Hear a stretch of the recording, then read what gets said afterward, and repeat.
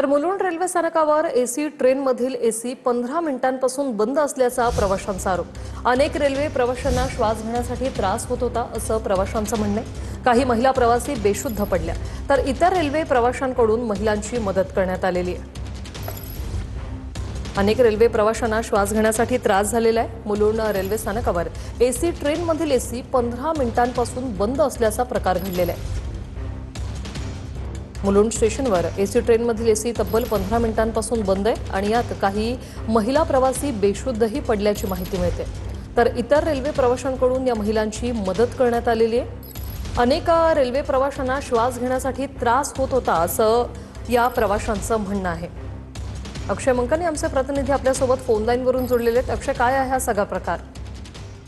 ऋषाली, काही वेळापूर्वी मुलुंड रेल्वे स्टेशनच्या प्लॅटफॉर्म क्रमांक 2 वरती एक एसी ट्रेन जी उभी होती, त्या एसी ट्रेनमध्ये गेल्या 15 मिनिटापासून एसी जी आहे ती बंद राहिल्यामुळे अनेक रेल्वे प्रवाशांना रेल्वेच्या डब्यामध्ये, एसी ट्रेनच्या डब्याच्या आतमध्ये श्वास घेण्यासाठी मोठ्या प्रमाणात त्रास होत होता। अनेक जण गुदमरलेल्या अशा स्थितीमध्ये होते आणि त्यानंतर एसी ट्रेनचा ज्यावेळेस दरवाजा उघडण्यात गेला त्यावेळेस अनेक प्रवाशांना आतून बाहेर काढण्यात आलं आणि त्यातील अनेक महिला प्रवाशांना, अनेक महिला 2 ते 3 प्रवासी जे आहेत महिला प्रवासी ते या घटनेमुळे बेशुद्ध देखील पडलेले आपल्याला पाहायला मिळालेलं होतं आणि रेल्वे स्थानकावरती काही रेल्वे प्रवाशांनी त्यांची मदत जी आहे ती या सगळ्या प्रसंगादरम्यान केलेली या व्हिडिओच्या माध्यमातून आपल्याला पाहायला मिळते।